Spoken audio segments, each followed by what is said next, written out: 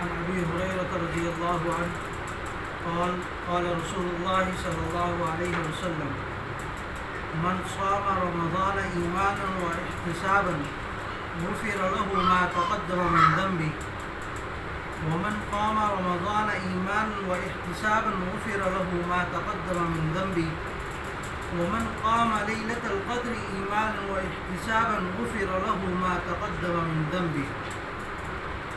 ترجمہ: حضرت ابو ہریرہ رضی اللہ عنہ سے روایت ہے کہ رسول اللہ صلی اللہ علیہ وسلم نے فرمایا کہ جو لوگ رمضان کے روزے ایمان و احتساب کے ساتھ رکھیں گے ان کے سب گزشتہ گناہ معاف کر دیے جائیں گے، اور ایسے ہی جو لوگ ایمان و احتساب کے ساتھ رمضان کی راتوں میں نوافل، تراویح و تہجد پڑھیں گے ان کے بھی سب پچھلے گناہ معاف کر دیے جائیں گے، اور اسی طرح جو لوگ شب قدر میں ایمان و احتساب کے ساتھ نوافل پڑھیں گے ان کے بھی سارے پچھلے گناہ معاف کر دیے جائیں گے۔ اس حدیث مبارکہ میں رمضان کے روزوں میں اور اس کی راتوں کے نوافل اور خصوصیت سے شب قدر کے نوافل کو پچھلے گناہوں کی مغفرت اور معافی کا یقینی وسیلہ بتایا گیا ہے، بشرطے کہ یہ روزے اور نوافل ایمان و احتساب کے ساتھ ہوں۔ یہ ایمان و احتساب خاص دینی اصطلاحیں ہیں، اور ان کا مطلب یہ ہوتا ہے کہ جو نیک عمل کیا جائے اس کی بنیاد اور اس کا محرک بس اللہ اور رسول کو ماننا اور اس کے وعدہ اور وعید پر یقین لانا اور ان کے بتائے ہوئے اجر و ثواب کی طمع اور امید ہی ہو، کوئی دوسرا جذبہ اور مقصد اس کا محرک نہ ہو۔ اسی ایمان و احتساب سے ہمارے اعمال کا تعلق اللہ تعالیٰ سے جڑتا ہے، بلکہ یہی ایمان و احتساب ہمارے اعمال کے قلب اور روح ہیں۔ اگر یہ نہ ہو تو پھر ظاہر کے لحاظ سے بڑے اعمال بھی بے جان اور کھوکھلے ہیں، جو خدا نخواستہ قیامت کے دن کھوٹے سکے ثابت ہوں گے۔ اور ایمان و احتساب کے ساتھ بندوں کا ایک عمل بھی اللہ کے ہاں اتنا عزیز اور قیمتی ہے کہ اس کے صدقہ اور طفیل میں اس کے برس کے گناہ معاف ہو سکتے ہیں۔ اللہ تعالیٰ ایمان و احتساب کی یہ صفت اپنے فضل سے نصیب فرمائے۔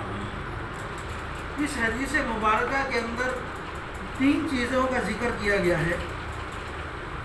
ایک یہ کہ تراویح، جو شخص تراویح قیام اللیل کرے یعنی رات کے نوافل ادا کرے، اور دوسرا روزے رکھے، اور تیسری عبادت شب قدر کی ذکر کی گئی ہے کہ اگر کوئی شخص ایمان و احتساب کے ساتھ ان تمام عبادات کو بجا لاتا ہے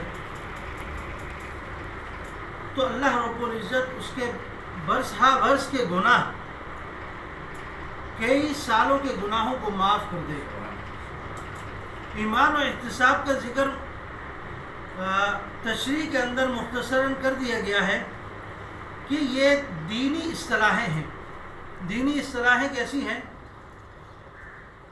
کہ اس یقین کے ساتھ اللہ رب العزت کی عبادت کی جائے، اس جذبے کے ساتھ عبادت کی جائے کہ مجھے جو اجر و ثواب ملے گا وہ میرے اخلاص اور میری نیت پر ہوگا۔ اگر میری اخلاص اور نیت کے اندر تھوڑا سا بھی فرق ہوا، تھوڑی سی بھی کمی ہوئی، تو اس اجر و ثواب کو میں حاصل نہیں کر سکوں گا۔ اس ایمان و احتساب کے اندر کیا ہے؟ ریاکاری نہ ہو کہ میں نماز پڑھنے آ رہا ہوں، رمضان المبارک کا مہینہ ہے، دوسرے لوگ مجھے کہیں گے واہ یہ اس مہینے میں بھی نماز نہیں پڑھا، تو صرف اس تہمت سے بچنے کے لیے وہ نماز کے لیے آ رہا ہے، تو یہ ریاکاری ہوگی۔ روزے رکھنے کا اس کا دل نہیں کرتا، بس یہ ہے کہ گھر کے اندر سب رکھ رہے ہیں میں بھی رکھ رہا ہوں، اس نیت سے روزہ رکھ لیتا ہے تو یہ غلط ہے۔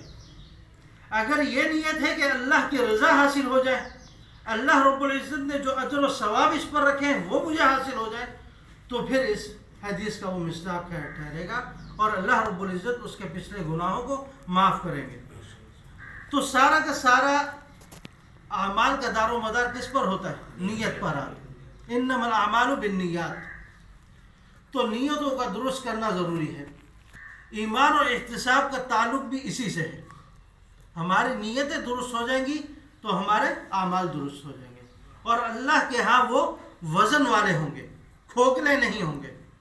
تو اللہ تعالی ہمیں ان روزوں کی اور ان صیام کی اور ان قیام اللیل کی جو تقاضے ہیں ان کے، اس کے مطابق ادا کرنے کی توفیق عطا فرمائے۔ وما علینا الا البلاغ۔